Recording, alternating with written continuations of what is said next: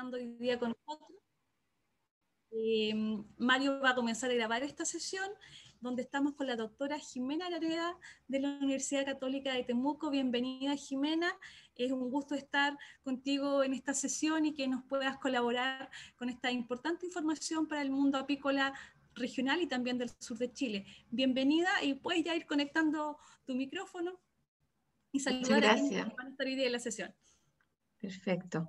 Gracias, Daniela. Muchas gracias por la invitación. A Mario, a Cintia Galloso, a Mario Wolf, principalmente por esta invitación y, bueno, y por todos los apoyos que nos han dado para que se realice esta actividad. Ahí ya estamos proyectando. Ustedes me dicen si realmente se ve bien, si no hay... Se ve perfecto, Jimena, súper bien. Ya. Y el audio también está bien, ¿verdad? Excelente. Está muy bien, sí. Bueno. Entonces, el escenario es todo tuyo, te dejamos y vamos a estar atentos escuchándote. Perfecto. Ustedes me van avisando entonces si hay preguntas, por favor. Yo creo que si algo amerita, bueno, podemos contestarla. Y si no, como dicen ustedes, la dejamos para el final, como sea mejor, ¿verdad? Perfecto. Bueno, ya están hechas las presentaciones y también los agradecimientos correspondientes, como les decía, especialmente a mi amiga Cintia Galloso, y colega también, a Mario Gould, a Daniela, y en el fondo a este espacio que ustedes abren, que yo los felicito en realidad, porque es un gran aporte no solamente para los agricultores, sino también para nosotros, los que hacemos extensión, los que generamos también informaciones, un canal directo para compartir, ¿ya? Bueno, yo elegí un título para esta mañana que se llama Apicultura en el sur de Chile, oportunidades y desafíos, y me pareció interesante porque creo que el escenario en el que estamos hoy día es muy pertinente para estos dos conceptos, que ustedes van a ver cómo a lo largo de las charlas van a ir apareciendo y me interesa mucho que ustedes los vayan fijando, porque justamente nos mueven, nos movilizan, ¿no es cierto?, hacia grandes temas, hacia grandes desarrollos de nuestra apicultura, y especialmente, como dice aquí, en el sur de Chile. Bueno, mi nombre es Jimena Araneda, yo soy ingeniero agrónomo, ahí están mis datos, si alguien los necesita, por favor, siéntanse con la confianza de escribirme, ya sea al correo que aparece, o a mi teléfono personal, WhatsApp o llamadas directas, ¿verdad? Mis datos de contacto. Yo trabajo en la Universidad Católica de Temuco, soy ingeniero agrónomo, como dije, también soy profesora de la carrera de agronomía y también soy investigadora del área apícola. Esta es nuestra universidad. Y bueno, invitar también, ¿no es cierto?, a todos los jóvenes del sur de Chile que nos puedan estar escuchando, a su familia, porque tenemos también una carrera interesante para desarrollar no solamente la agronomía, sino que particularmente esta linda actividad que es la apicultura. Nuestra capital regional, ya que estamos a grandes distancias, ¿no es cierto?, pero no tan grandes, compartirles algo acerca de nuestra realidad, que ustedes también la conocen tal vez, muy cercana, no muy distinta tal vez, también con su belleza, con sus particularidades, nuestra Araucanía. Y bueno, dentro de eso entonces contarles que tengo un especial aprecio por el sur de Chile, no solamente por los lagos, sino también por los ríos. ¿Y por qué? Bueno, yo me formé como ingeniero agrónomo, como les conté, yo soy de la Universidad de la Frontera, de acá de Temuco, pero tengo un vínculo muy cercano, y aquí un homenaje a la Universidad Austral, que ustedes seguramente tienen también muchos vínculos con ella, porque mi interés por las abejas partió hace muchos años, cuando estudiaba justamente esta carrera y quise hacer mi tesis de pregrado, ¿ya? Y no habían especialistas, no había muchos especialistas para aprender, ¿no es cierto?, para perfeccionarse en esta actividad. Pero encontré a este gran profesor, nuestro querido profesor Miguel Neira, que tal vez es muy cercano para ustedes, para los apicultores más antiguos tal vez, y bueno, y para las nuevas generaciones también, porque él se encargó de formar a muchos de los profesionales que hoy día transmiten, están en puestos, ¿no es cierto?, donde tienen que tomar decisiones también en el área apícola, y sin duda todos nos recordaremos de él y los grandes esfuerzos que ha hecho por la apicultura en el sur de Chile principalmente, ¿verdad? Bueno, vamos al tema entonces de la apicultura y cómo hoy día se nos abren posibilidades interesantes para todos los que vivimos de esto o nos gusta, o por qué no queremos iniciarnos en la actividad apícola. ¿Qué les podemos contar acerca de esto? ¿Cuál es la realidad? Bueno, lo primero que hay que señalar, que después ustedes se van a dar cuenta por qué es interesante esto, el origen de la abeja, la apis mellifera, que es nuestra abeja, ¿no es cierto?, nuestra abeja que hace miel. Originariamente esta abeja viene de Europa, ¿ya?, para dejarlo muy claro, es una abeja introducida, ¿ya?, pero sin duda es la abeja más importante dentro de la polinización de los cultivos que en el fondo sustentan la alimentación del mundo. Eso también hay que resaltarlo. A pesar que existen muchas abejas y muchas abejas nativas, esta es la responsable de la mayor polinización de los cultivos, ¿ya? De importancia económica. Pero este origen europeo también ha significado que esta abeja de alguna manera se logre dispersar o se haya logrado dispersar, que voy a usar mi puntero que me enseñó Mario, no solamente por Europa, sino que también ha migrado al África, bueno, y sin duda se estableció inicialmente en toda esta zona del hemisferio norte, ¿ya? Y bueno, ¿y cómo llegó a Chile? ¿O cómo en el fondo nosotros tenemos hoy día esta abeja para trabajar acá? Bueno, principalmente arribó a Chile, como dice ahí, en el año 1844, ¿ya? La trajo un empresario, el señor Larraín, y compró en este caso 50 colonias en Italia. Sin embargo, solamente lograron llegar 25 acá a Chile y se establecieron en esta zona, en la zona central. Incluso se piensa que de aquí de Chile emigraron o se llevaron colonias, ¿no es cierto?, de abejas hacia Argentina, que hoy día ustedes saben que es uno de los grandes productores de miel del mundo. Sin embargo, la apicultura en Chile tuvo un camino distinto. ¿Cómo llegaron? Bueno, probablemente en estructuras como esta, ¿ya? Que nosotros llamamos colmenas, pero la verdad es que las colmenas, como las entendemos, el modelo que nosotros usamos, la colmena Langstroth, recién fue patentada en el 1854, es decir, un par de años después de que llegaron las primeras abejas a Chile. Cabe señalar que en Chile nosotros usamos este modelo de colmena, se llama colmena Langstroth o tipo Langstroth, tiene dimensiones específicas y todo nuestro material, no solamente las colmenas, sino que los materiales apícolas, la cera, todo está bajo estas dimensiones que son muy particulares. Y es el modelo que usamos para realizar apicultura en Chile.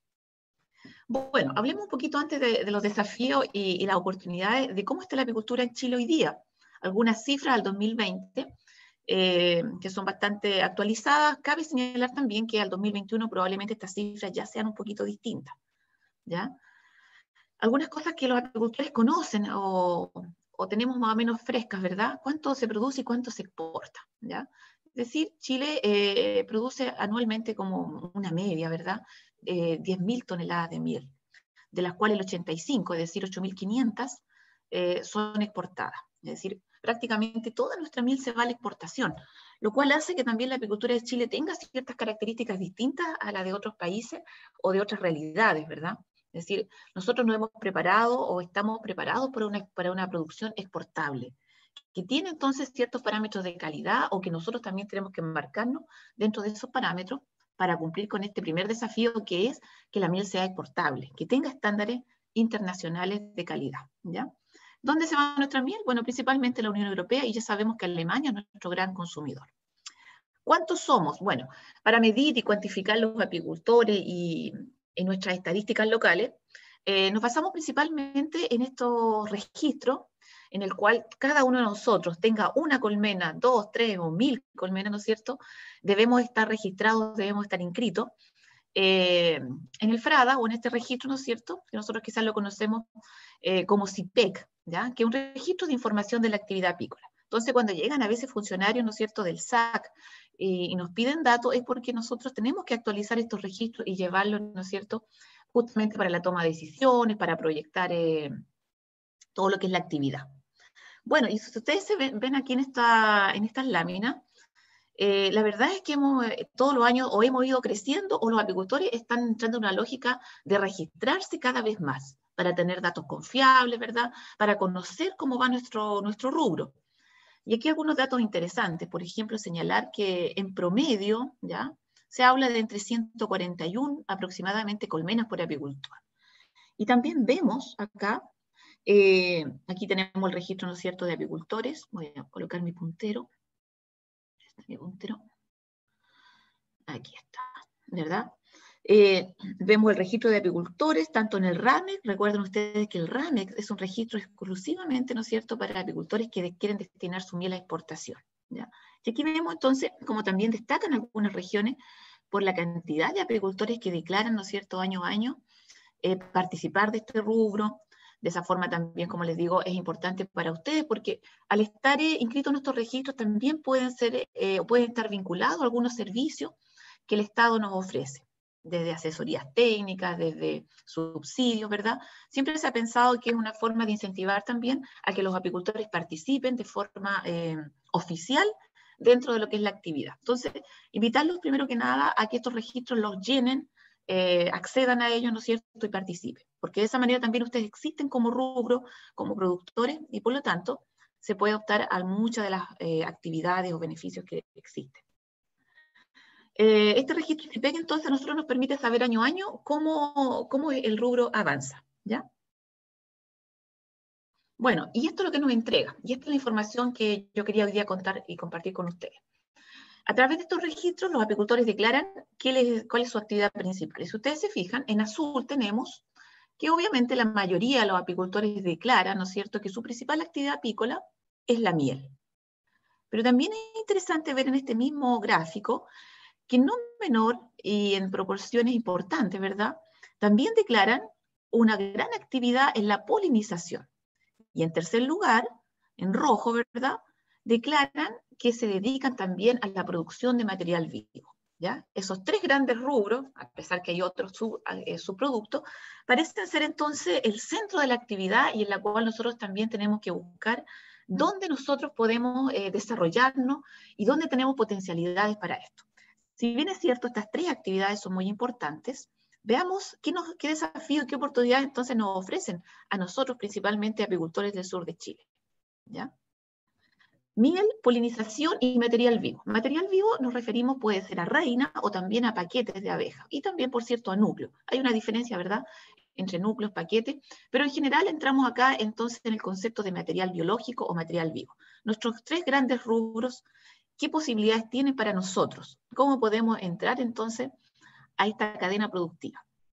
Bueno, el primero, miel, ¿verdad? Sabemos que todos los apicultores en general, de alguna u otra forma, se dedican a la producción de miel, ya sea directa o indirectamente. Pero ¿por qué es interesante la miel? ¿O por qué puede ser distinto para nosotros la miel a diferencia de otro apicultor de la zona norte o de la zona central? Bueno, principalmente porque en el sur de Chile, y imaginémonos sur de Chile desde Concepción, ¿verdad?, hasta Punta Arenas, si es factible mencionar, a pesar que es muy poquita la actividad en el sur, pero no por eso menos importante, podemos ver que tenemos una riqueza diferenciadora, ¿ya? Y esa es contar con una flora nativa de importancia para la producción apícola, y específicamente para la producción de mieles monoflorales. ¿Qué significa esto? Bueno, mieles que al ser específicamente de una planta nuestra, local, no se encuentra en otros lugares, o se va a encontrar una zona muy particular, y en este caso corresponde a nuestra zona geográfica, ¿verdad? Y aquí podemos encontrar algunos nombres que para ustedes quizás algunos pueden ser más cercanos o más distantes. Más hacia el sur, por ejemplo, para ustedes seguramente muchos conocen el ulmo, la tiaca, el quillay, vamos aumentando un poquito hacia el norte, ¿verdad?, el corontillo, el tebo, y posiblemente muchas otras plantas que también pueden ser potenciales de mieles monoflorales, ¿ya? Es decir, donde la abeja solamente colecta una gran cantidad, ¿no es cierto?, de néctar de una sola especie en particular. ¿Y eso qué tiene de bueno? Bueno, vamos a ver adelante la importancia de las mieles florales y dónde se encuentra entonces también el desafío para nosotros y la oportunidad de negocio. Pero no solamente eso, hay que señalar que también no solamente están las mieles florales, sino que también hoy día Chile, y particularmente la investigación, la ciencia, la innovación tecnológica nos ha llevado a generar aportes importantes en el rubro, y específicamente en la miel, a través de esto, lo que es la innovación. Por un lado, mieles de muy buena calidad, pero también presentándolas de alguna forma, y aquí algunas ideas para ustedes, ¿verdad?, de una forma estratégica, donde compitamos también de una mejor manera con estos productos que son extraordinariamente diferenciados, ¿ya? Formas de presentar la miel o cosecharla o venderla o comercializarla, ¿verdad? Innovaciones como esta, miel en polvo. ¿Cuándo íbamos a imaginar que la miel podría tener ese formato? Bueno, la tecnología nos ha permitido hoy día la innovación, generar productos como eso. O, ¿por qué no?, formatos distintos. Miel en panal, ya sea en este formato cuadrado o este otro circular, ¿verdad?, que puede ser muy atractivo para un mercado también que esté dispuesto a pagar por esas mieles distintas. También sabemos que el valor agregado, es decir, transformar la materia prima de alguna manera, agregándole valor, ya sea por el proceso, ya sea por el envase, o por algún atributo diferenciador, ¿ya? Ya conocemos el caso acá de las mieles, que fue muy famoso el año pasado. ¿Se recuerdan cuando una apicultora usó en este caso la imagen que fue censurada por el dueño? Pero no así la creatividad, que efectivamente podemos tener, ¿no es cierto? Y podemos desarrollar buscando formas estratégicas de agregar valor a nuestro producto. Ahí está el desafío entonces. Como mieles que ya son buenas por sí, vamos a ver por qué, pueden ser todavía más competitivas aún si agregamos un poco de esto. Y aquí también una experiencia contarles nosotros como Universidad Católica de Temuco y la carrera de agronomía en particular, donde tenemos que formar a muchos estudiantes y cada uno de ellos tiene que terminar con un proyecto de innovación, de investigación. Tenemos, por ejemplo, acá a nuestro colega hoy día, Oscar Gerlach, un agrónomo salido de nuestra universidad, que en su trabajo de título final, como les comentaba, también él buscó en algún minuto aprender un poco más de la apicultura y se inclinó por la miel. ¿Qué hacer con la miel? ¿Cómo transformarla? ¿Cómo darle un valor agregado? Bueno, yo le imaginó que podía transformarse en un licor. Efectivamente, para nosotros también es conocido, ¿verdad?, la fabricación de licores de miel. Pero él pensó también más allá en un espumante y después esto derivó, ya con la experiencia y con apoyo también de financiamiento que él logró apalancar, produjo una cerveza, ¿ya?, que hoy día se comercializa a nivel de productos gourmet. Y no solamente fue interesante por eso, esta miel y sus hidromieles, es decir, toda la línea que él produjo finalmente de licores de miel, pasando desde el espumante hasta la cerveza, hoy día se han posicionado bastante bien en el mercado, al punto que él ha ganado más de una copa, como dice ahí, ganó una copa de hidromieles en Chile, y el año pasado justamente compitió en una copa de hidromieles latinoamericana, y ganó en México también con su producto. Es decir, mieles locales, miel de ulmo principalmente, e incluso él trabajaba con miel de rap dentro de las alternativas que él producía. Y incluso, como les digo, logró competir y posicionar su producto con otros similares, ¿no es cierto?, a nivel latinoamericano, siendo sobresaliente. Entonces ahí pueden ver ustedes que podemos atrevernos de repente con este tipo de innovaciones, de trabajo. Tenemos mieles de buena calidad, que sin duda hay muchas oportunidades aquí para probar con ellas distintas alternativas de transformación o de valor o de agregación de valor, ¿verdad? Ya, volviendo entonces a nuestra flora, porque esto es único, lo tenemos solamente nosotros, sur de Chile, ¿ya? Y aquí tal vez la más conocida, el ulmo, es su nombre científico. ¿Por qué es importante esta miel? Bueno, se han hecho estudios, y esto es lo interesante, no solamente sus atributos, olor, sabor, color, que sin duda nosotros como apicultores reconocemos, no solamente en las flores, sino cuando tenemos frente a nosotros una miel de estas características. Sabemos diferenciarla, ¿verdad? Es única, no se parece a nada que nosotros podamos conocer. Pero tal vez el público, no necesariamente quienes no son apicultores, el consumidor normal, quizás no tiene tan claro y a veces le puede costar diferenciar una miel de ulmo, e incluso ya sabemos que existen las mieles falsas en el mercado y puede confundirse, ¿verdad? O puede ser engañado. Bueno, lo importante saber es esto, que existe investigación detrás de esto y que la miel de ulmo no solamente nosotros como apicultores la valoramos por sus atributos organolépticos, sino que efectivamente hay características de ella, características químicas principalmente, que la hacen ser superior. ¿Y por qué? Bueno, este estudio que aparece acá, que ha sido muy recurrente en los últimos años para comparar la miel de ulmo con otras mieles incluso, aquí se compara efectivamente la miel de Manuka con la miel de ulmo chilena. Fíjense ustedes lo que dice acá justamente, ¿ya? No sé, creo que sí, que muchos han escuchado acerca de la miel de Manuka, ¿verdad? La miel de Manuka, ¿qué es? Bueno, la Manuka primero es una planta, es una especie botánica, ¿verdad? Una planta que existe en Nueva Zelanda y bueno, y también en alguna otra zona de esa latitud, pero principalmente en Nueva Zelanda. Y los neozelandeses tenían en algún minuto, tal vez hace unos 20 años atrás, la gran complicación justamente de tener mucha Manuka. Y eso significaba que para los apicultores de esa época, significaba producir una miel oscura, con no tantos atributos organolépticos, que los tenía tal vez un poquito desmotivados. Pero ahí la ciencia, la investigación, justamente, logró cambiar esta visión. Y la investigación descubrió, al analizar esta miel de manuka que no tenía los atributos, por ejemplo, ¿no es cierto?, de la miel de ulmo que vemos abajo, descubrieron que tenía justamente algo muy valioso. Y entre otras cosas, destacaba un compuesto que se llama metilglioxal. Y este metilglioxal era un compuesto exclusivo o muy presente, ¿no es cierto?, en la miel de manuka. Y cuando lo analizaron, lo probaron, se dieron cuenta que tenía la capacidad de inhibir bacterias que son muy complejas, que son patógenos, ¿no es cierto?, que atacan a los seres humanos, y que efectivamente este componente era único y por lo tanto le daba atributos a la miel de manuka diferenciadores. Y no solamente era un alimento, sino que era un alimento que podía curar, que podía hacer entonces un beneficio adicional. No solamente nutrir, sino que sanar. ¿Por qué? Porque en el fondo estaba eliminando muchas bacterias patógenas, ¿verdad?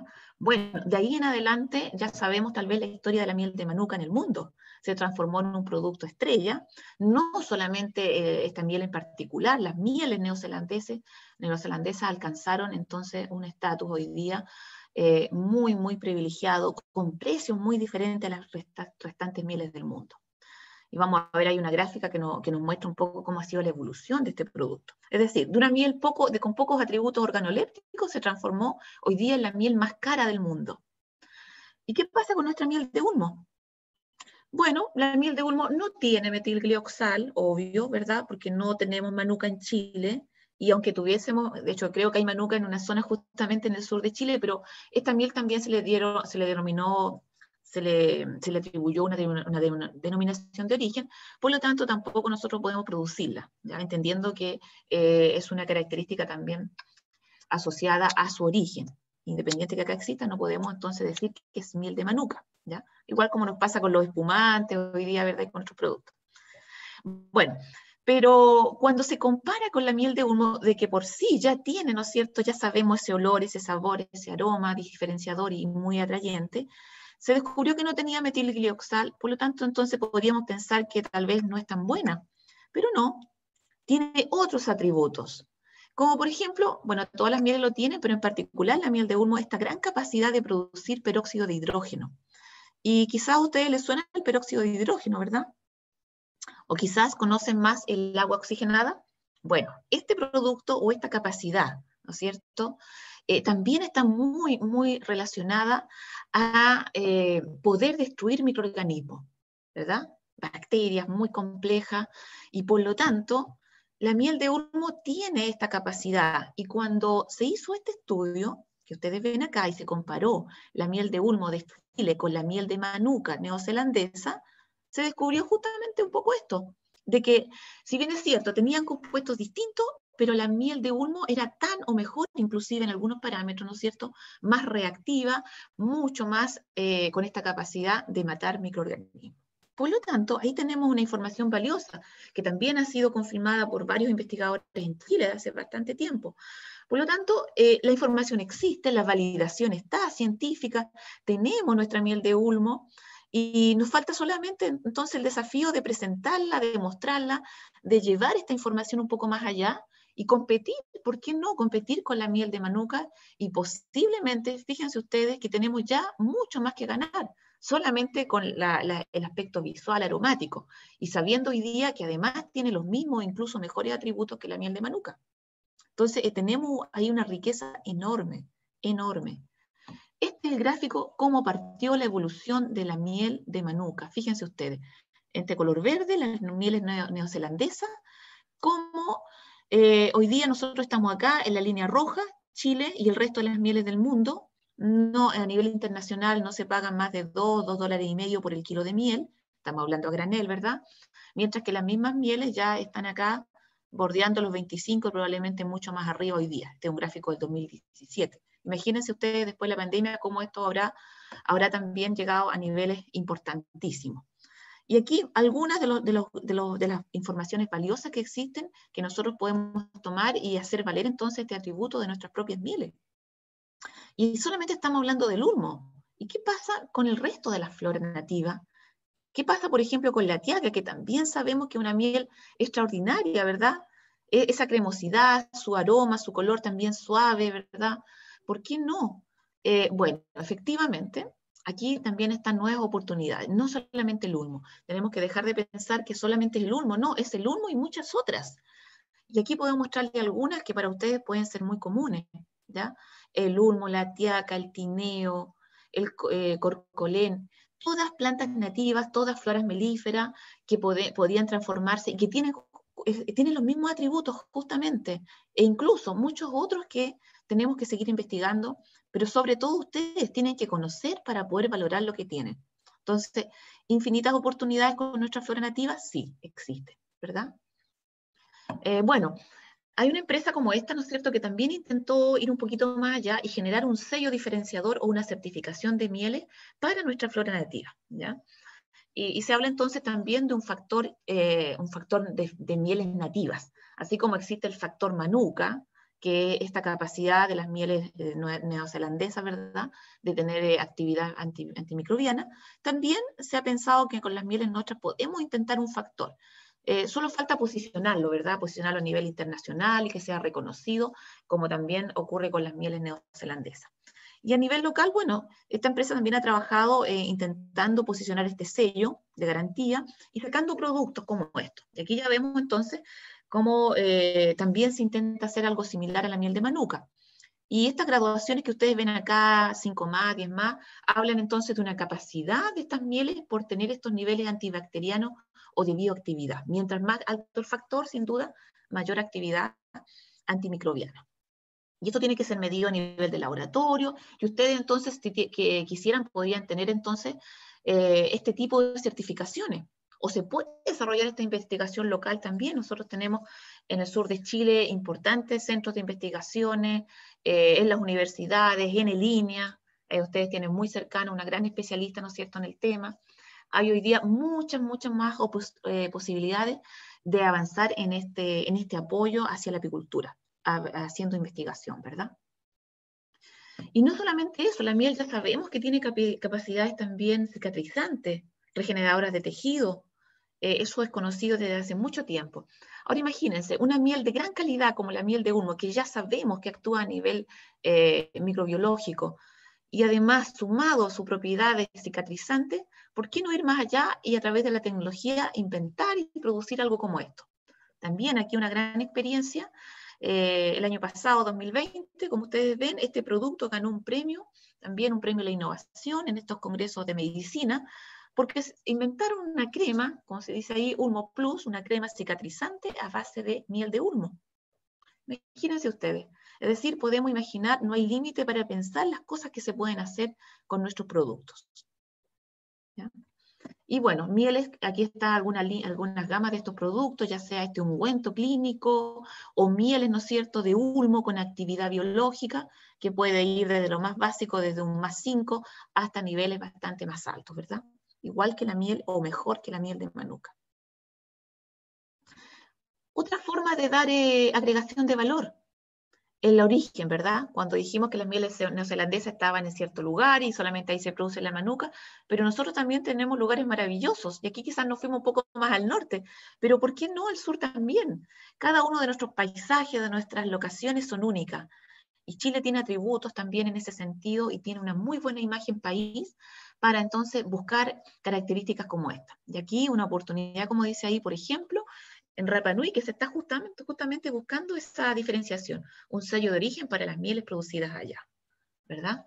Pero eso mismo podríamos repetirlo en tantos lugares maravillosos del sur, ¿verdad? Ahora más cuando ustedes tienen este desafío de relevar justamente sus localidades. Bueno, hasta ahí con la miel, pero nos quedan otros desafíos: polinización, reina y paquete. Hablemos de polinización. ¿Por qué puede ser interesante también la polinización para el sur de Chile? Bueno, porque los paisajes cambiaron, ¿verdad?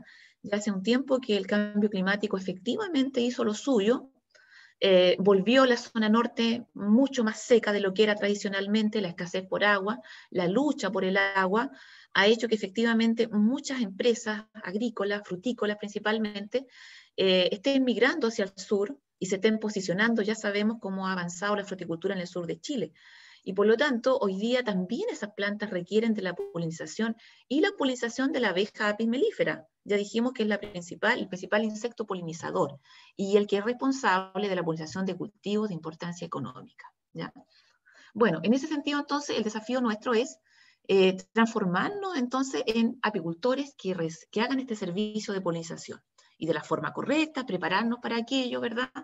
Y ver de qué forma, entonces, hacemos este vínculo con los grandes productores o con los productores frutícolas, cómo hacemos esta unión, esta relación fructífera, ¿verdad? Que también, por cierto, hemos avanzado bastante. Existe, como ustedes ven acá, información acerca del servicio de polinización, existe una norma chilena de calidad de colmenas para el servicio de polinización, es decir, hay un parámetro, ya tenemos un camino avanzado, que nosotros simplemente tenemos que irlo mejorando, aplicando, ¿verdad? Para entrar entonces en este mercado, en este negocio de la polinización. Y no solamente la miel, sino que poder hacer compatible esta y otras actividades dentro del mismo rubro. ¿Cuáles son nuestras oportunidades de polinización? Bueno, algunas y muchas más, ¿verdad? Arándanos, berry, los cranberry, también muy clásicos del sur, ¿verdad? Y nosotros acá en la zona, desde manzano, cerezo y todo el auge de la fruticultura que ya estamos viviendo. Bueno, material biológico, reinas y paquetes principalmente. Bueno, y estas noticias que efectivamente son tomadas de la prensa local, ustedes verán que ha ido inundando cada vez más desde los últimos años, desde los últimos 10 años tal vez a la fecha, a pesar que la actividad de exportar y producir reinas y paquetes es bastante antigua en Chile, pero ha ido creciendo significativamente en los últimos 10 años, ¿ya? Y vamos a explicar por qué, a qué se debe este auge y por qué existe una gran oportunidad también, no solamente para Chile, sino que particularmente para el sur, ¿ya? Bueno, lo primero que hay que señalar, este es un dato un poquito antiguo, pero tal vez muy similar a lo que estamos viviendo, ¿verdad? De 10.000, como dice ahí, de 10.000 abejas reinas exportadas el 2015, el 2017 se pasó al doble, a 20.000 abejas reinas, ¿ya? Y esto ha ido creciendo sin duda. ¿Qué características tienen nuestras abejas exportables? Libres de enfermedades, con genética mansa y productiva, y además van a todos estos mercados que ustedes ven, es decir, una amplia cantidad de mercados y mercados extremadamente importantes.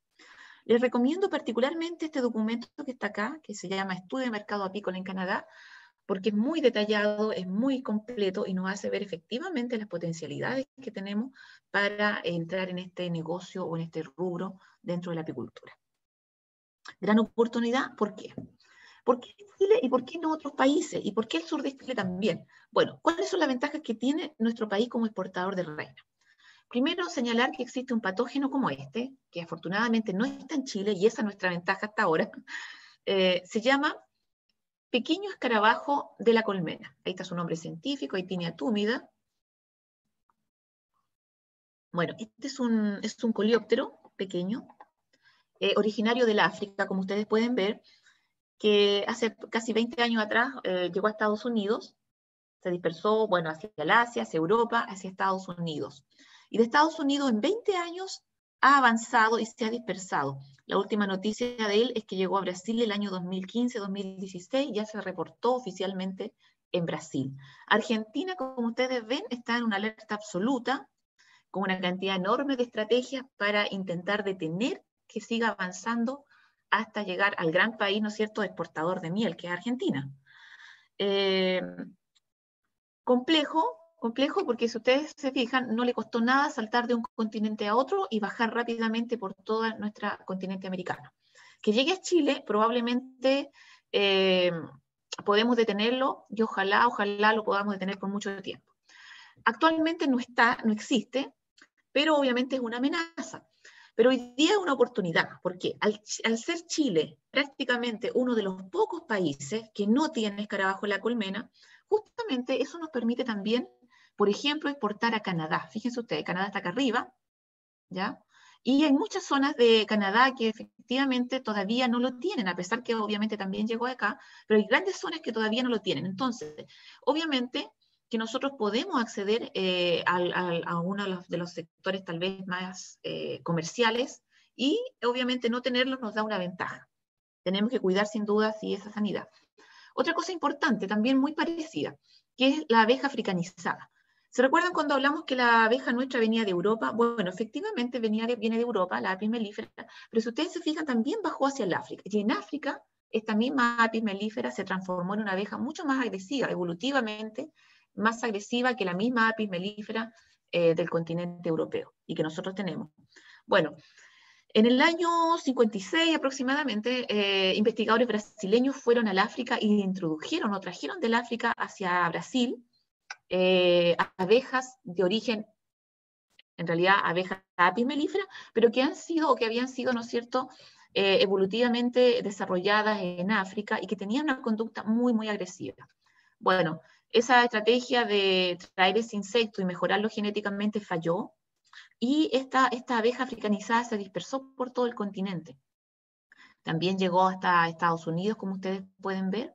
En el transcurso de 40 años evolucionó, o sea, avanzó. Y curiosamente, Chile no tiene tampoco esta abeja africanizada. Y es el único país que no tiene. Argentina tiene hasta el paralelo 30-35, Chile no tiene hasta ahora.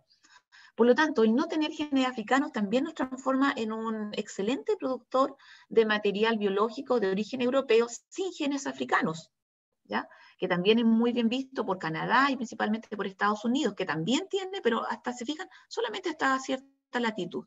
Por lo tanto, allá tenemos dos ventajas importantes, oportunidades, ¿verdad? Y que tenemos que cuidarlas. Bueno, sin duda, todos los tratados de libre comercio, ¿verdad? Todas las estrategias comerciales que ha hecho Chile, posicionándose en el mundo, en la imagen país, también nos permite, por ejemplo, entrar libre de aranceles a Canadá, principalmente con nuestros productos, con nuestras abejas reinas en nuestros paquetes. Gran oportunidad, por cierto, que no pueden decir otros países. Bueno, y también nuestro servicio agrícola y ganadero, que privilegiadamente, ¿no es cierto?, lo tenemos nosotros, es muy eficiente, está constantemente monitoreando, vigilando y haciendo un trabajo extraordinario para que también nuestra imagen y nuestra sanidad efectivamente cumpla con los estándares que requieren, ¿no es cierto?, llevar productos fuera del país. Y también nos privilegia, o tenemos la gran oportunidad, de estar contra estación, posicionarnos justamente en el hemisferio sur, y mandar productos contra estación, que ya lo hemos escuchado muchas veces que es ventajoso, acá también pasa lo mismo. Es decir, cuando Canadá, ¿no es cierto?, está despertando con su actividad apícola, necesita ser abastecido de reinas, de paquetes, de abejas, nosotros estamos finalizando nuestra temporada. Entonces eso significa que podemos entonces partir con nuestro material hacia contra hemisferio, llegar muy temprano a ofrecerlo y lograr también precios muy convenientes, ¿verdad? Entonces ahí tenemos otra gran ventaja. Estar acá para nosotros pasa a ser ventajoso. Ahora recuerden, ¿por qué Estados Unidos, por qué Canadá, por qué el hemisferio norte está demandando tanta abeja? Si ellos también podrían producirla. Bueno, les recordaré o les contaré tal vez de que justamente hay un gran fenómeno que es la pérdida de abeja a nivel mundial, ¿verdad? Este famoso síndrome del colapso de la colmena que efectivamente se ha hecho muy patente en el hemisferio norte y en países productores como Estados Unidos, como Canadá, que han tenido grandes pérdidas. Entonces ellos necesitan justamente año a año tener más abejas, volver, ¿no es cierto?, recuperar estas pérdidas, y ahí es donde nosotros entramos a ser buenos proveedores de este material, ¿ya? Bueno, como dice ahí entonces, nuestra gran ventaja además es climática. Tenemos un clima frío, un clima templado, frío-templado, que también puede ser muy interesante para la adaptación de estas abejas a los países a los cuales estamos aportando. Ya hablo principalmente de Canadá y también de Estados Unidos. Ahora México también es un potencial cliente que nos ha comprado reinas en algunas oportunidades, y hoy día Perú también ha aparecido como interesante mercado. Pero bueno, este clima favorable, que ya dijimos que la zona central se volvió extremadamente seca, hemos visto como grandes productores apícolas y productores de reinas, sobre todo, ¿no es cierto?, han migrado hacia el sur y se están posicionando, obviamente, en la Araucanía, en los ríos, en los lagos, y por cierto, están desarrollando esta actividad de una muy buena forma y están exportando este material también hacia estos locales que estamos conversando. Bueno, gran desafío entonces, sanidad por un lado y sanidad relacionada con la productividad, ¿verdad? Y que para nosotros podría ser en este caso entonces muy pertinente por donde nos encontramos geográficamente. El sur de Chile está siendo mirado por la apicultura como el nuevo origen, ¿verdad?, como el local donde deberían estar las grandes empresas apícolas de aquí en adelante. Y el desafío, ¿cuál es el desafío en relación al material biológico? Bueno, no solamente mandar, ya sabemos que nuestras abejas tienen algunos atributos importantes, pero ¿por qué no ir más allá, ¿no es cierto? Y no solamente mandar material biológico sano, sino que también seleccionado con distintos atributos, con distintas características. Es decir, podemos entrar no solamente a una crianza selectiva, sino que efectivamente implementar también estrategias de fecundación del sistema semicontrolado, podemos entrar al mejoramiento genético de nuestras abejas con distintas características, en fin. Entonces, bueno, invitarlos también entonces a este desafío de la crianza de reina y la crianza selectiva, a colocar tecnología, ¿verdad? A acercar entonces un poco todas estas innovaciones hacia nuestro rubro y hacerlo mucho más competitivo. El apareamiento, sin duda, tal vez la gran complejidad que siempre se ha visto en el sur de Chile, cómo alargar estos periodos de clima favorable o cómo buscar condiciones para que la fecundación sea controlada, ¿verdad? O semicontrolada y logremos apareamientos de importancia. Bueno, aquí ustedes pueden ver una imagen. Esto se parece mucho al sur de Chile, ¿verdad? Un lugar boscoso, semiboscoso. Esta es fecundación semicontrolada. Esto ocurre en un bosquete y está en una zona más fría del mundo. No es Chile, es Dinamarca. Fíjense ustedes. Es decir, con clima donde tenemos muchos meses incluso con nieve, ellos logran hacer una temporada muy corta, excelentes fecundaciones controladas y implementar estrategias como esta, ¿no es cierto?, para aumentar esta productividad de reinas, principalmente, de reinas fecundadas y de calidad. Bueno, y llegar obviamente, ¿no es cierto?, a producir, implementar también estos mini núcleos para mejorar también la competitividad de nuestra reina, mejorar el precio, ¿verdad?, ya que está asociado también al material biológico en el cual se introducen, en fin. Esos son los desafíos que tenemos entonces para el material biológico. Y bueno, y tal vez uno de los últimos y no menos importante, gran desafío, no solamente para el sur de Chile, para el país, es recordarles que somos sede del más grande evento del mundo apícola, que cada 2 años se realiza en algún lugar del mundo, y que para el 2023 Chile, por primera vez en la historia de Apimondia, nos corresponde a nosotros ser anfitriones, ¿ya? ¿Qué significa esto? Bueno, que recibimos en Chile, ojalá que para esa época ya todo esté más normalizado, esta pandemia, ¿verdad? Y volvamos a nuestra normalidad, pero deberíamos recibir a muchos productores del mundo, ya sea virtual o presencialmente, ¿verdad? Son eventos de más de 10.000 personas, participantes, investigadores, empresas apícolas, los grandes comercios de la miel se hacen en estos eventos, se transan los mercados, se generan mercados nuevos, ¿verdad? Se traen maquinaria, tecnología, en fin. Es una gran fiesta de la apicultura en todos sus niveles, en todas sus posibilidades. Y bueno, nos corresponde, como les digo a ustedes, a nosotros el 2023 realizarlo, y obviamente todas las regiones van a ser también partícipes de esta actividad, si bien es cierto el evento central ocurre en Santiago, por las dimensiones que tienen este tipo de congreso, pero las regiones van a ser participantes sin duda, ya estuvimos participando de una reunión informativa, y ahí también entonces mostrar cada región lo mejor que tiene en el rubro y cómo nos mostramos no solamente al mundo, sino que competimos, ¿no es cierto?, con otras realidades, y cómo demostramos que efectivamente el sur de Chile principalmente debería ser la sede, ¿no es cierto?, de la apicultura en el futuro. Bueno. Ahí traté de ajustarme un poquito al tiempo para dejar algunos minutos para las consultas, las preguntas, o seguir conversando si ustedes gustan de todas estas actividades o de estos rubros dentro de nuestra apicultura. ¿Sí? Muchas gracias, Jimena. Te comento que tuvimos sobre 113 personas atentamente escuchándote, así que y hay varias preguntas, así que prepárate. ¡Qué bueno! Gracias, Jimena, por esa interesante información del rubro apícola. Sí, efectivamente ya hay algunas consultas que vamos a comenzar a leer. Vamos a ver si ya están las primeras por aquí. Mario, no sé si tú ya tienes ya alguna seleccionada por ahí. Sí, mira, sí, una pregunta y un comentario personal. Mira, me hizo tanto sentido lo que hizo Jimena con respecto a la miel de manuka. Cuando yo la probé por primera vez, lo encontré una estafa. O sea, de partida no tiene punto de comparación con la miel de uno. Dicho eso, creo que hay una tremenda oportunidad en eso, como tú mencionas. Muchísimo.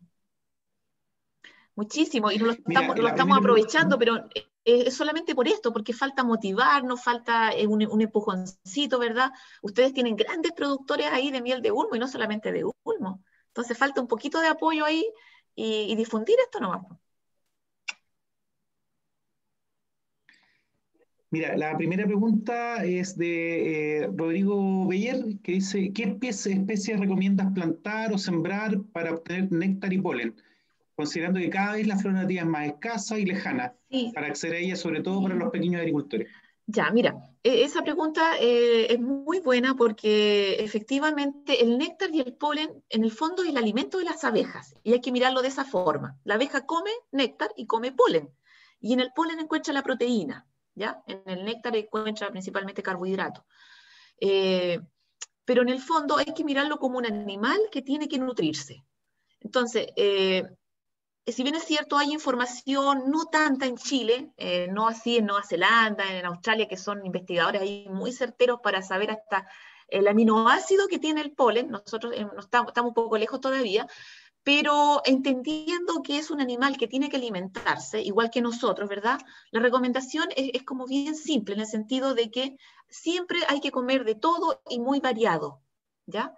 En la variabilidad justamente podemos encontrar los aminoácidos esenciales. La abeja, igual que otros animales, igual que nosotros, requiere ciertos aminoácidos esenciales para que funcione su sistema inmunológico, para que exista desarrollo y crecimiento. Entonces, en ese sentido, quizá ahí nos vamos a contradecir un poquito, pero no es así. La abeja debería comer de todo. Es decir, la variabilidad, la diversidad de plantas que ustedes le pueden ofrecer va a ser la clave para que esté bien nutrida. El monocultivo, por otro lado, hay monocultivos que son extraordinarios, son muy buenos. Incluso, yo les diría que el RAP es un muy buen monocultivo, a pesar de que hay otra problemática, que la carga de químico y todo eso. Pero desde el punto de vista nutricional, el polen es de un 35% en su composición, que es muy alto. Tiene una cantidad de aminoácidos importantísima, prácticamente todos los que necesita. Entonces, hay monocultivos que son muy buenos, pero no es lo tradicional, no es lo lógico. Por ese sentido, entonces, es bueno que ustedes, más que tener una sola planta para sus abejas, logren tener una variabilidad de plantas. Ahí el bosque nativo les ofrece esa variabilidad. Pero también, si no tienen acceso al bosque nativo, no hay que descartar las malezas son muy buenas. Nos ofrecen justamente esa variabilidad, los arbustos, las plantas arbustivas, en fin, las plantas forrajeras también son extraordinarias fuentes de alimentación de las abejas. Pero yo creo que ese es el concepto, variabilidad. No descartar nada, no eliminar maleza, favorecer ojalá el bosque nativo, que es muy rico, y eso, siempre el concepto de variabilidad, comer de todo un poco. Ahí van a encontrar los aminoácidos esenciales que necesitan. Y quizá aquí me detengo un poquito, no sé si me alargo mucho, pero contarles una experiencia en Australia, que está documentada y es muy conocida. Los australianos tienen una planta particular, por decirlo, un monocultivo, que es una planta típica australiana, que son los eucaliptos, ¿verdad? Aunque tengan distintas especies de eucalipto, el eucalipto sigue siendo una planta muy predominante del paisaje. Y los apicultores australianos tenían un problema, que no sabían cuál era, que no había desarrollo en sus colmenas, que no crecían. Y bueno, ya ahí se les ocurrió a varios investigadores estudiar el polen del eucalipto. Y al polen del eucalipto descubrieron que el néctar era muy rico, pero el polen le faltaba isoleucina, que era justamente un aminoácido esencial que la abeja necesitaba. Y por lo tanto, nunca iban a crecer, nunca se iban a desarrollar su colmena mientras faltara ese aminoácido. ¿Cuál fue la solución? Incluirlo en la dieta artificialmente. Tomar el aminoácido, ¿no es cierto? Ya se produce sintéticamente o se extrae, y a través de un formulado artificial se lo incorporaron en la dieta y se resolvió el problema. ¿Se fijan? Ese aminoácido tenía que estar en la flora y como el eucalipto no lo tenía, era imposible que la abeja lo incorporara, porque era siempre la misma planta. ¿Ya? Entonces, un ejemplo ahí de lo que es la alimentación y la nutrición de las abejas, importante igual que en otros animales. Muy bien, gracias Jimena. Por aquí Jorge nos pide si te puedes referir un poquitito en el tema de la polinización, a las estrategias de negocio con bombus. Dice Dao que Iña ya logró domesticar bombus nativo y está generando. ¿Sabes algo de eso? Mira, sí, Línea, de hecho, hace muchos años que ha trabajado con los bombos, hay una colega, Patricia está, hizo un gran trabajo estudiando y generando iniciativas por ese lado. Sí, bueno, el bombo nativo, obviamente, cuidarlo, protegerlo, es extraordinario, ¿no es cierto?, tener esa especie entre nosotros y ojalá la pudiéramos rescatar desde lo que está pasando actualmente. Ahora, hay que entender que efectivamente existen muchos insectos polinizadores. Y dentro de las abejas, la abeja apis mellifera es una, existen más de 20.000 especies distintas. Y nativas tenemos muchas abejitas nativas también extraordinarias. Pero siempre hay que recordar que la abeja apis mellifera, yo lo dije al principio, sigue siendo el polinizador por excelencia de las plantas cultivadas, ¿ya? Y cuando hablo de plantas cultivadas, son justamente las que tienen importancia económica, las que nos dan de comer, las que generan el desarrollo, en este caso agrícola, frutícola. Y en ese sentido, si bien es cierto, hay otros insectos, pero la abeja tiene la gran ventaja, ¿no es cierto?, de tener condiciones adaptadas a estas plantas, ¿ya?, a estas plantas. Además, es una abeja doméstica que nosotros la podemos manejar, la podemos direccionar, ¿ya? Y la podemos producir en cantidades importantes en las que se necesitan, en el tiempo y en el minuto en que es necesario. Entonces, esas ventajas todavía cuesta compararlas, ¿no es cierto?, con los otros insectos. Eso no significa que los otros insectos no deban ser potenciados y cuidados, al contrario. Todos son bienvenidos y todos hay que trabajarlos y potenciarlos. Pero creo y sigo manteniendo que la abeja es nuestro polinizador por excelencia. Y por cierto, también hay que reconocer que la abeja también puede ser menos eficiente en algunos cultivos. Y ahí donde entra el tema del invernadero, quizás los bombos son más eficientes, o algunos cultivos en particular, ¿ya? Pero son las excepciones, ¿ya? Son la minoría. La gran mayoría, ¿no es cierto?, son en los cuales la abeja puede tener mejor desempeño, ¿ya? Eso. Gracias, Jimena. Te comento que hay muchas preguntas, así que, mira, Frank consulta lo siguiente, con respecto a Apimondia 2023, ¿ya existe una fecha exacta?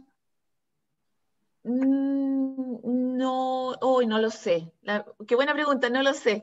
No, creo que no, pero normalmente estos congresos por nuestra estacionalidad deberían ser en época de primavera-verano, primavera principalmente, estratégicamente porque la idea es justamente visitar, además de estos 4 o 5 días de presentaciones, ferias, siempre se estilan mucho las giras temáticas. Y ahí donde les comentaba yo que el sur de Chile ya está mirado para estas giras, y cada región probablemente va a tener que mostrar lo mejor de sí. Y ahí el tiempo tiene que acompañarnos probablemente para que esto sea lo más llamativo, exitoso posible. Así que hay que pensar que debería ser de agosto en adelante, imagino. Disculpen que no tengo la fecha exacta, pero el contacto seguramente a través de sus mesas regionales, de sus delegados, deberías tener ahí una información mejor que la que yo les puedo dar, seguro.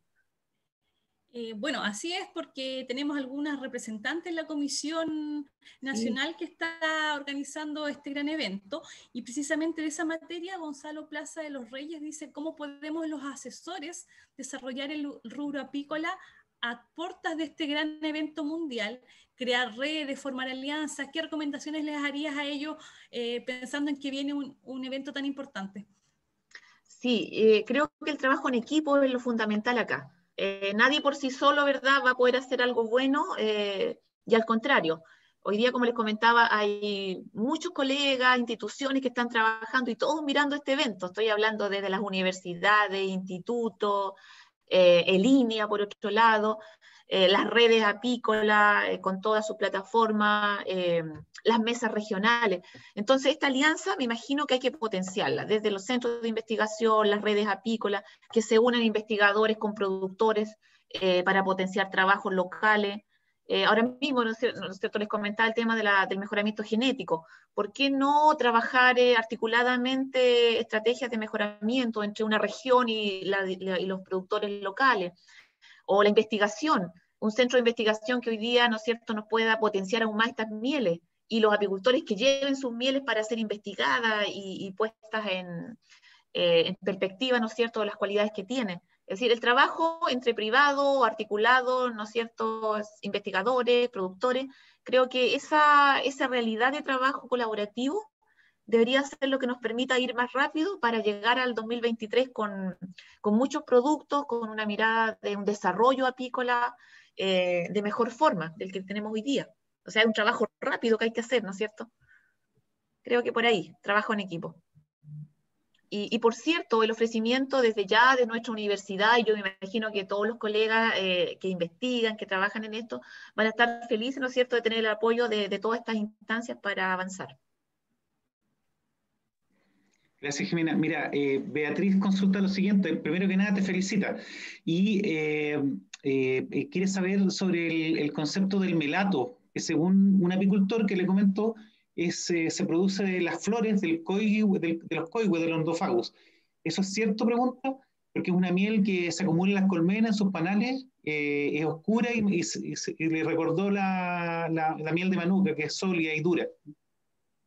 Claro, lo que pasa es que el concepto de miel, la definición de miel, viene de la extracción que hace la abeja de los néctares, ¿ya? Y los néctares en el fondo es una secreción azucarada desde el interior de la flor, a veces también hay nectarios extraflorales, pero sigue siendo una secreción azucarada que las plantas usan, ¿no es cierto?, para atraer justamente insectos polinizadores. Pero también muchas plantas hacen exudados distintos, ¿ya?, al néctar, y que muchas veces esos exudados tienen también características dulce ácida, o de alguna consistencia distinta tal vez al néctar.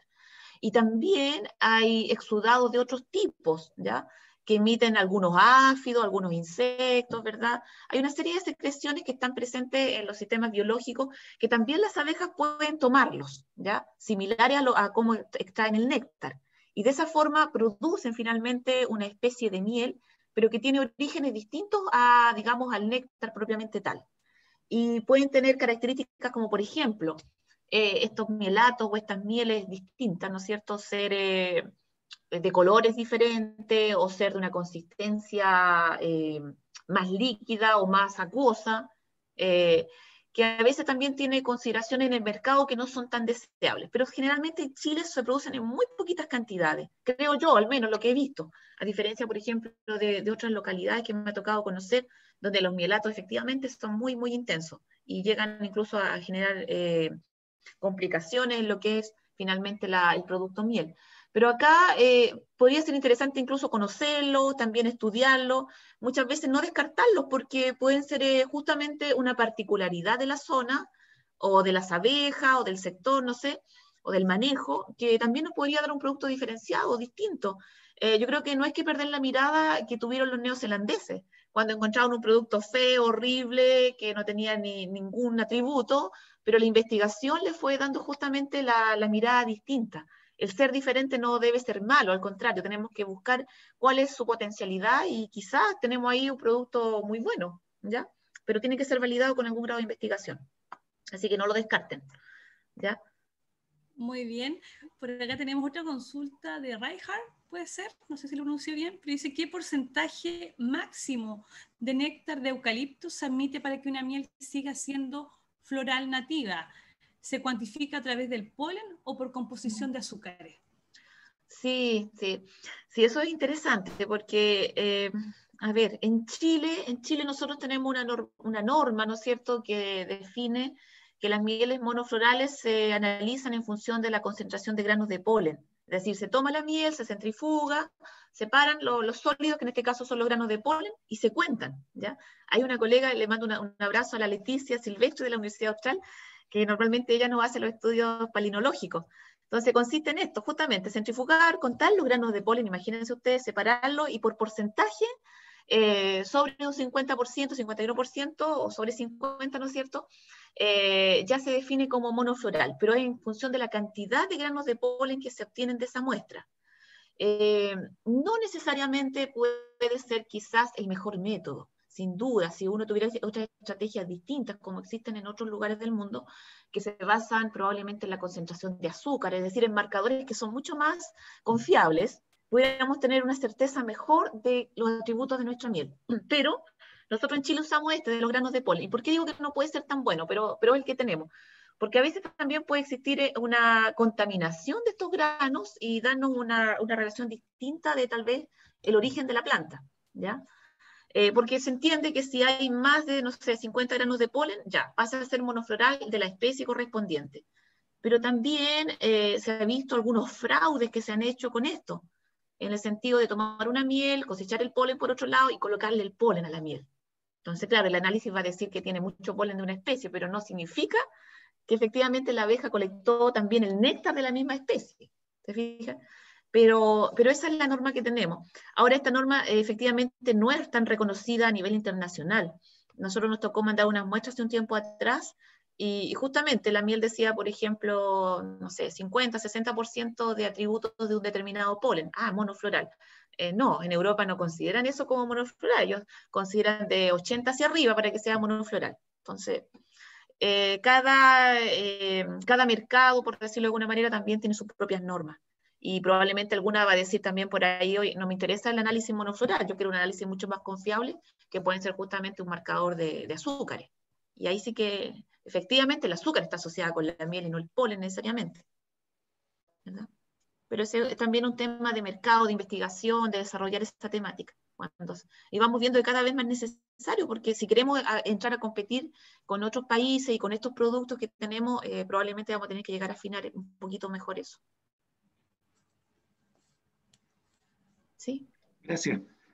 Mira, la siguiente pregunta es de una apicultora de Los Ríos, G.B. Retamales, me imagino que ese es su nombre comercial. Eh, eh, Dice que, que ellos en la región de Los Ríos tienen una asociación gremial, APIS de Los Ríos, con el que producen miel de muy buena calidad. Nos gustaría poder acceder a las oportunidades que comenta, pero es difícil crear proyectos por su complejidad para formulación, por su formulación. Necesitamos apoyo externo. Estamos disponibles para cualquier estudio, te dice, que necesiten. Es más bien un comentario. Ahí les puedo, yo la verdad no conozco a la colega de línea, pero he escuchado sus presentaciones y me parece que está haciendo un tremendo trabajo ahí en el línea Remegue. Iris es su nombre, perdón, no me recuerdo el apellido, pero probablemente la deben. Iris Lobo, sí. Ella trabaja justamente con mieles, por cercanía, y yo creo que podría ser muy pertinente un vínculo con ella, ¿no es cierto? Y probablemente los va a apoyar encantada de la vida en ese tipo de iniciativas. Y también está la Universidad Austral. Nosotros en realidad no trabajamos el tema mieles, pero sí algunas cosas asociadas, por decirlo así. Trabajamos el valor agregado, los productos, como les contaba yo, esa historia de nuestro colega que hizo un espumante de miel, cerveza de miel. Hemos hecho cosas increíbles con distintos productos. Hemos trabajado harto el valor agregado.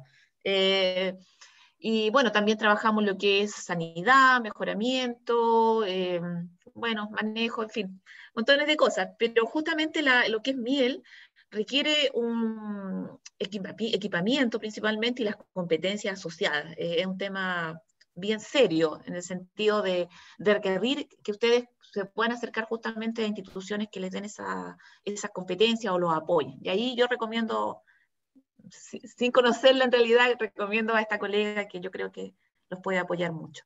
Y la Universidad Austral también está levantando su laboratorio nuevamente de análisis, como les digo yo, análisis palinológico, y probablemente va a poner en marcha luego muchos de sus equipos. Muy bien, tenemos otra consulta de Francis Candia.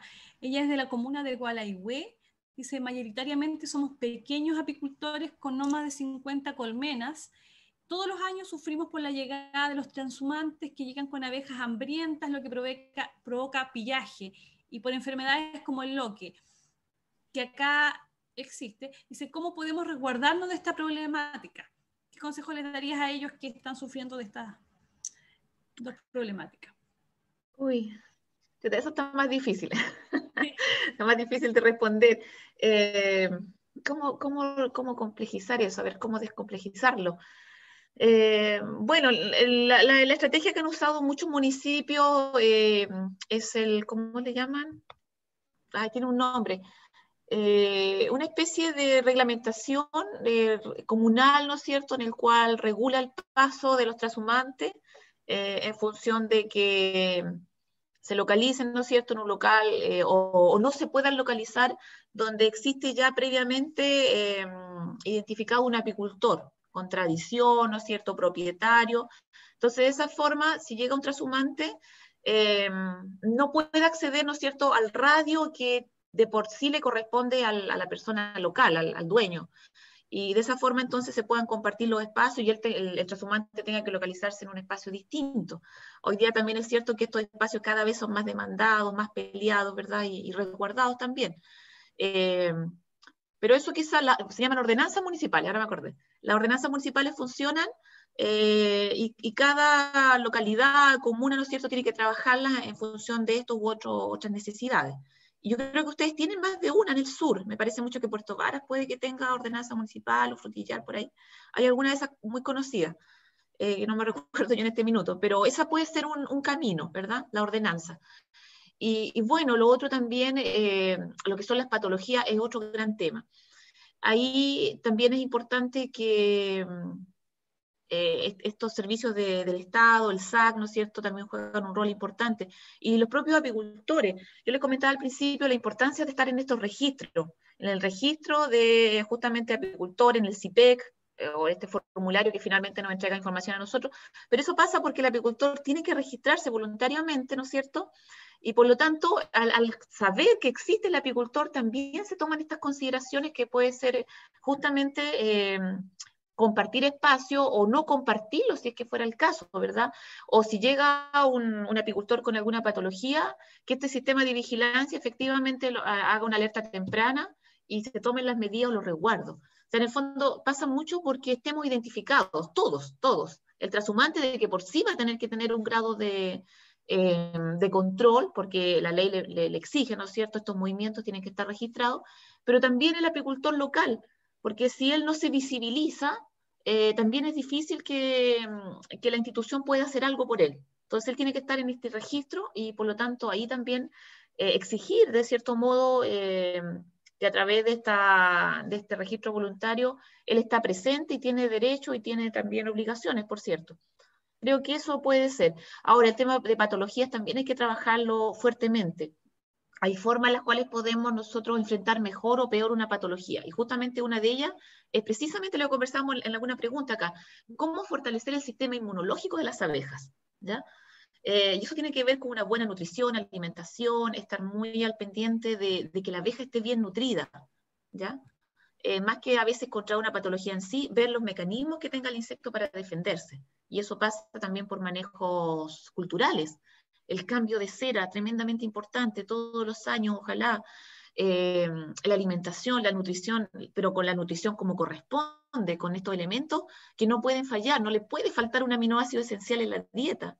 Entonces ahí sí que nosotros podemos aportar con eso, o son informaciones que uno puede buscar o tener presente al minuto de generar también una estrategia de manejo que sea sustentable para enfrentar, por ejemplo, esta problemática que yo creo que es cierta, o sea, es muy real, ¿verdad? Pero que existen estas estrategias tal vez. Estar muy, muy preparado para enfrentarlas. ¿Sí? Gracias. Mira, gracias María. María Soledad hace la siguiente consulta. ¿Sobre qué opinas sobre la alimentación tipo complemento, donde se incorpora azúcar o con diferentes alimentos en calugas?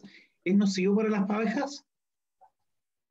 A ver, en principio, por lógica, ¿verdad? La base es que la abeja esté bien nutrida naturalmente, lo que estamos conversando.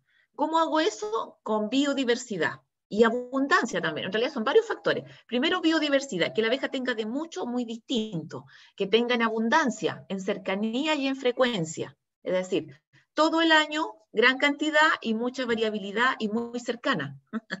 Es decir, tiene que estar en el lugar donde se den todas esas condiciones. Si eso se logra, y además se complementa con una estrategia de manejo sustentable, ¿verdad? Con una extracción adecuada, con manejos que sean no destructivos, que no la afecten excesivamente, ¿verdad? Como corresponde, la abeja tal vez no debería necesitar suplemento o gran refuerzo. Pero si no es el caso, si por alguna razón, porque no hay frecuencia alimentaria, porque hay escasez, o porque hubo un manejo excesivo de la extracción, sea la razón que sea, le falta alimento, lamentablemente hay que dárselo. Sí, hay que dárselo. No podríamos no darle frente a una hambruna, frente a una necesidad alimentaria, donde la naturaleza no me lo va a poder proveer. Y yo tengo que sí o sí recurrir con alimento artificial.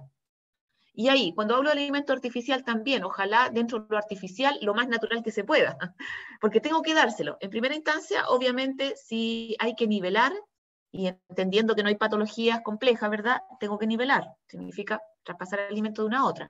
Segundo, si no hay con qué nivelar, tengo que entrar entonces con estos suplementos. Y ahí la recomendación también que sean suplementos del mercado formal, en el sentido de que muchas veces, obvio, hay una investigación detrás, hay una dieta equilibrada, hay alimentos que son mejores para las abejas que otros. Por lo tanto, la recomendación tal vez no es fabricarlo, sino que efectivamente ir a las propuestas que el mercado nos ofrece, ¿ya? Y claro, lógicamente nos puede parecer extraño que la abeja esté comiendo cosas distintas al polen y al néctar, pero si no está el néctar y el polen, no podemos tampoco dejar que mueran de hambre, que debe ser la muerte más atroz que existe, ¿verdad? Para cualquier ser vivo.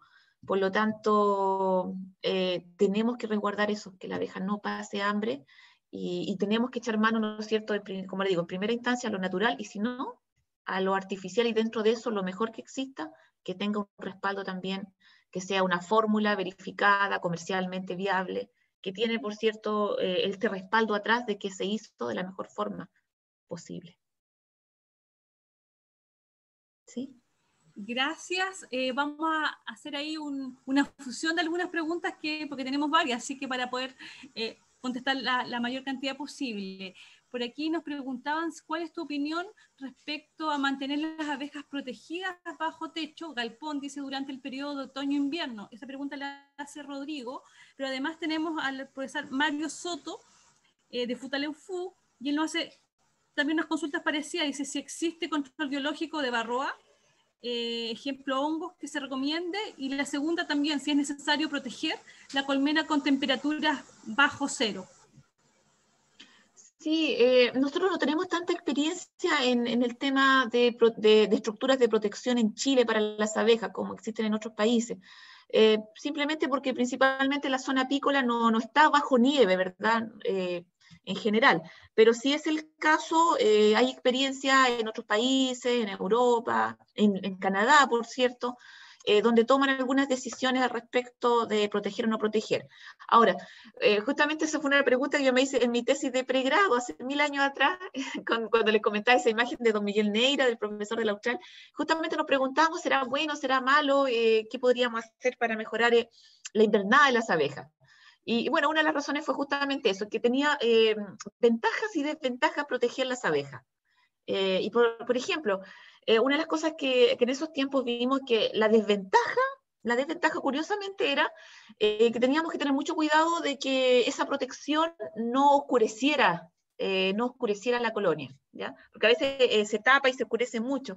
Y efectivamente el estímulo de la luminosidad de la entrada del sol, en el fondo, en las piqueras, es justamente lo que mueve o activa, ¿no es cierto?, que las abejas salgan en estos vuelos de limpieza en el invierno, o cualquier pequeño solcito que aparezca, lo aprovechen efectivamente para hacer alguna actividad.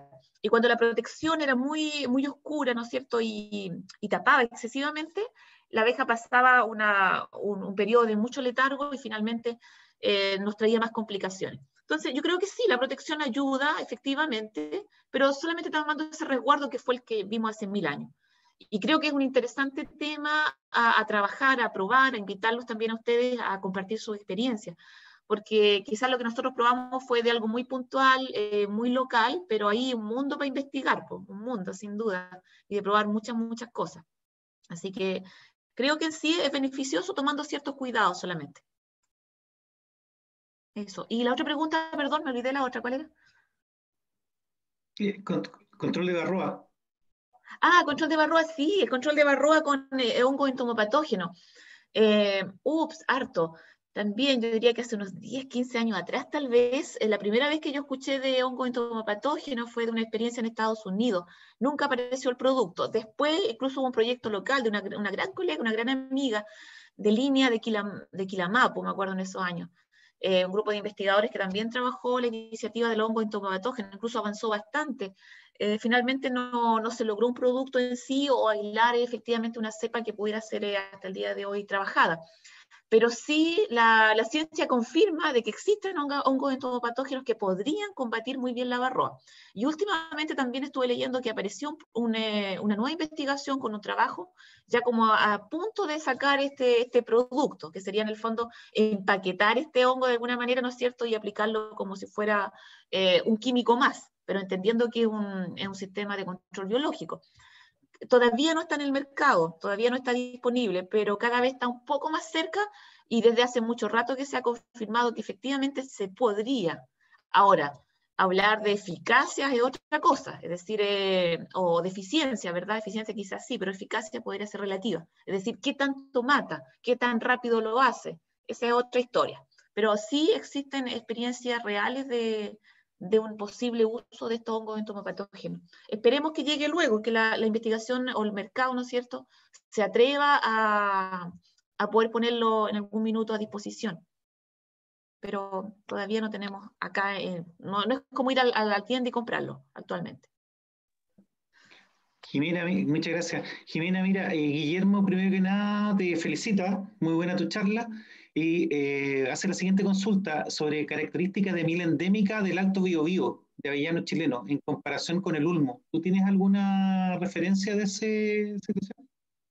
Sé que hay un grupo de investigadores justamente de esa zona, discúlpeme los nombres, ya me olvido los nombres, pero sé que hay un equipo de investigadores muy importante de ahí de la Universidad del Biobío, o de la de Concepción, no estoy segura, que han trabajado, ustedes lo pueden googlear, de hecho van a encontrar rápidamente la información, que han trabajado harto este tema, que también ahí se los recomiendo mucho porque tienen también una actividad muy intensa de extensión hacia los apicultores, que han posicionado también estas mieles, han logrado llegar a la prensa, han logrado transmitir esta información, que también creo que es una responsabilidad nuestra. A veces como investigadores o profesores de la universidad, no logramos hacer esta oportunidad que ustedes nos dan también a nosotros acá de poder llegar a los apicultores, de poder contarles un poco más.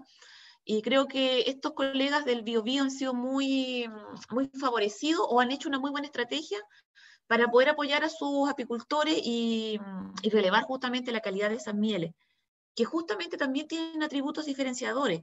Y ellos han encontrado un poco lo que yo les comentaba, con otros tipos de flora, con otros tipos de miel y de otros manejos también, entendiendo que es una zona geográfica diferente, pero no por eso menor en atributos de calidad. Imagínense, o sea, nosotros podríamos hacer justamente lo mismo y de hecho con mayor tal vez variedad de plantas, con mayor variabilidad de mieles, y sabiendo que efectivamente son muy buenas. Sí. Pero no sé mucho más al respecto. Sé de las mieles, sé quiénes son el grupo, pero es un ejemplo más que podríamos copiar, ¿no es cierto? Bien copiado, porque ha sido muy exitoso. Muy bien, gracias Jimena. Vamos a ir fusionando algunas consultas con Mario, tenemos muchas, pero también estamos con el tiempo ya casi que se nos agota, así que quiero hacer dos consultas en una. Una, si te puedes referir un poco al tema de la fumigación química de los frutales, si eso, si sabes si daña o no a las abejas, y también qué pasa con estas antenas o señales de celulares, microondas que emiten, qué pasa si colapsan o no las colonias, qué sabes sobre eso. Uy, hartas cosas. Sí, a ver, la primera, las fumigaciones o las aplicaciones de químicos. Bueno, cada vez también las empresas frutícolas se le exigen ciertas normativas, ¿verdad? Que justamente no generen un daño en la flora, fauna, específicamente también en las abejas y los insectos polinizadores. Entonces, la oferta o la posibilidad que tienen de químicos cada vez está más regulada, ¿ya? Eso como principio básico. Ahora, efectivamente, hay muchos de ellos que pueden causar daño, y desde químicos que no efectivamente matan abejas, como por ejemplo el producto herbicida o estimulante de crecimiento, hasta los insecticidas. Pero el tema es el siguiente, o dos temas. Muchas veces las abejas no mueren efectivamente por el químico, ¿ya? Porque no tiene por qué matar abejas, porque es un químico para matar un hongo, por decirlo de alguna manera. Pero la abeja se puede ver dañada por el golpe de agua simplemente, por el chorro, ¿no es cierto?, del equipo que está asperjando. Y en ese sentido puede matar igual que un químico. Lo que sí, los apicultores que realizan esta actividad o este servicio de polinización están muy articulados también con los fruticultores. Entonces, cuando hay una aplicación de estos químicos, de estos líquidos, ellos guardan sus abejas, las dejan cerradas durante el periodo. Entonces, ahí se combinan en el fondo las dos cosas, porque hay que polinizar, cuidar las abejas, pero también hay que aplicar muchas veces tratamientos para otros problemas sanitarios. Ahora, eso es lo primero. Lo que sí hoy día hay que tratar de trabajar o poner en marcha es la preocupación que existe con un químico en particular o con un grupo de químicos también, que son los neonicotinoides, ¿ya? Y los neonicotinoides, es un grupo de insecticidas, ¿ya? De los últimos de hace 20, 25 años tal vez, que se pensaron inicialmente como recubridores de semilla, pero, bueno, también como aplicaciones foliares, pero, el tema es que cuando comenzó este tema o se empezaron a ver evidencias del síndrome del colapso de las colmenas, se buscaron distintas aristas donde podría estar el problema. Y una de ellas apuntó a estudiar los neonicotinoides, en Europa principalmente.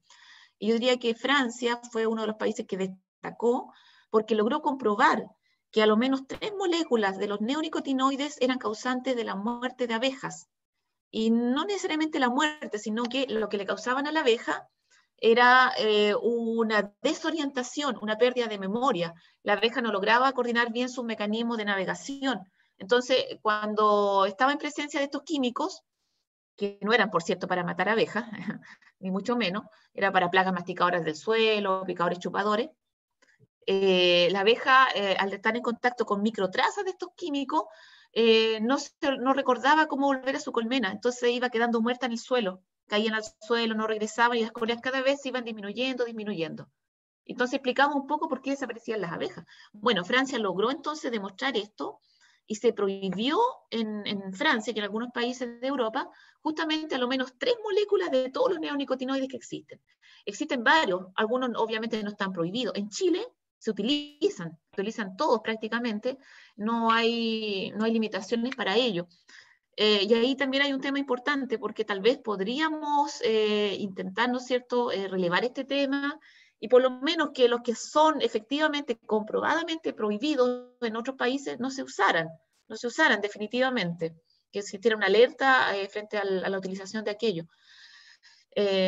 Porque efectivamente hoy día tenemos hartas plagas emergentes, estamos hablando de la alopecia botrana, de la famosa Drosophila Suzuki, de una infinidad de plagas que hoy día justamente están muy asociadas a la fruticultura y, como decíamos, al sur de Chile. Y el paquete tecnológico que se usa, los insecticidas que se usan para el control justamente de esas plagas, incorporan gran cantidad de neonicotinoides, gran cantidad. Entonces, ahí hay, perdón, rayé algo. Ahí hay un tema que podría ser obviamente considerado, a lo menos para que se vea, se tome conciencia de que hay pesticidas en particular que a lo menos deberían ser cuidadas o revisada su utilización. ¿Ya? Muy bien, Jimena. Bueno, voy a dejar un correo electrónico de un colega que es el encargado de la mesa regional apícola para que quienes tengan alguna temática en específico que podamos resolver a través del SAC, de INEA o precisamente de la mesa apícola, puedan enviarle sus inquietudes. Él se llama Iván.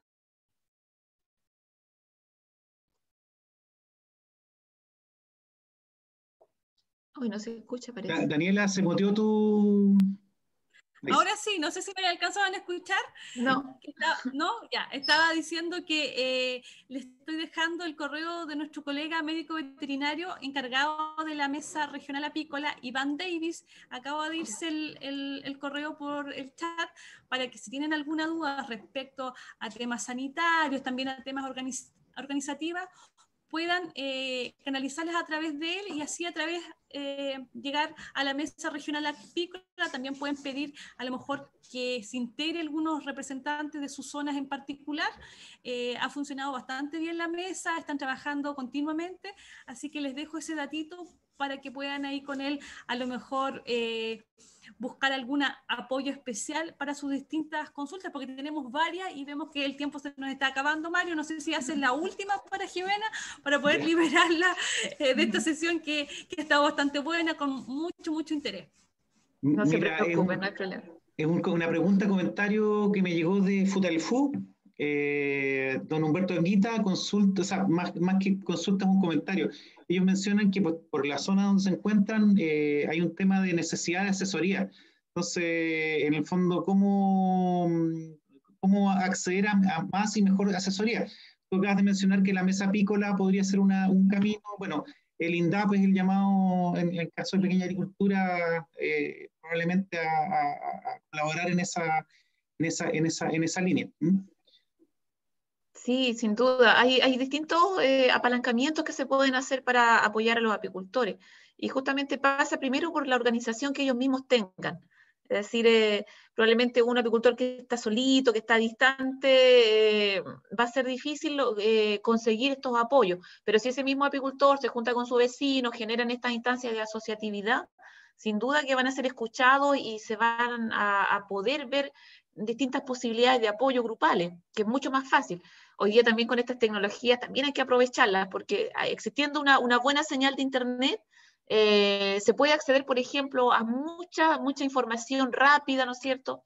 Se pueden hacer seminarios, congresos específicos de estos temas, que por cierto también les ofrezco, si alguna vez quieren hacer algo, ahí disposición absoluta para colaborarles, cualquier tema que ustedes quieran presentar o desarrollar con sus apicultores. Entonces, hay costos que a veces no son costos, se fijan, hoy día esta tecnología nos permite poder hacer capacitaciones, llegar con información.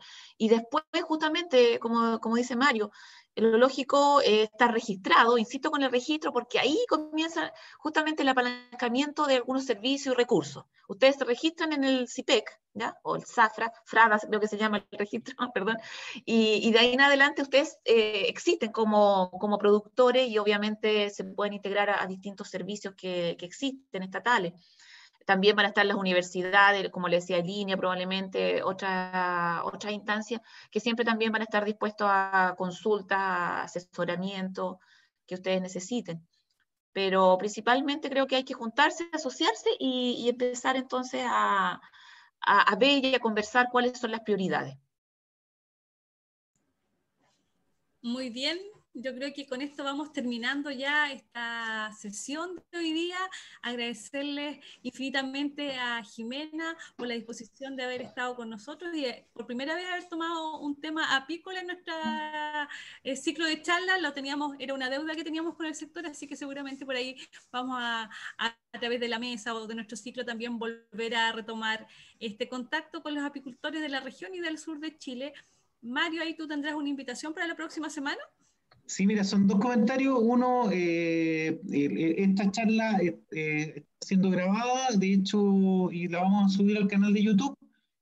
Así que en un par de días más pueden revisitar la charla de Jimena. Y, así como todas las charlas del ciclo de este año. Y posterior a eso, en la próxima semana volvemos con temas de riego. Tenemos una charla con la profesora de la Universidad Austral, Dorota Tech, sobre el riego en el sur de Chile. Así que los están cordialmente invitados y haremos difusión de la semana para esa actividad, como todos los martes a las 10 de la mañana. Perfecto, dejarle los micrófonos abiertos a Jimena para que pueda despedirse de su audiencia y, por supuesto, seguir agradeciéndote por tu disposición. Muchas gracias a ustedes. Bueno, eso, no, mis datos están ahí a disposición, teléfonos, correos, dirección electrónica, la que gusten. Cordialmente invitados, ¿no es cierto?, a nuestra universidad, a nuestra carrera de agronomía, a nuestro departamento de ciencias agropecuarias y acuícolas, Temuco, Araucanía. Y, por cierto, a disposición de ustedes para lo que gusten, para lo que estimen, capacitaciones, charlas como esta, sin duda. Nos interesa estar vinculados con los apicultores y, por cierto, generar alianzas para todos estos desafíos, pero principalmente para Apimondia. Así que invitados a participar, a ser parte de esa gran fiesta que va a ser la apicultura chilena, ¿no es cierto?, para nuestro gran evento. Y eso, un abrazo grande a todos, que se sigan cuidando, nos veremos próximamente, que estén muy bien, gracias Mario, Daniela, Cintia, cuídense mucho. Chao. Gracias a todos ustedes, nos vemos como les decíamos el próximo martes, si el tema del riego es de su interés, si no, invite a alguien que les sea útil esta información. También quiero los contactos ahí de Iván Davis, de la Mesa Regional Apícola. Organícense, busquen un representante para esa instancia. Han sacado bastantes buenas actividades a través de la mesa. Hay un catastro apícola, también hay un seguro apícola a nivel nacional, así que de todas esas cosas y más se pueden enterar a través de esa vía, así que lo dejamos cordialmente invitados.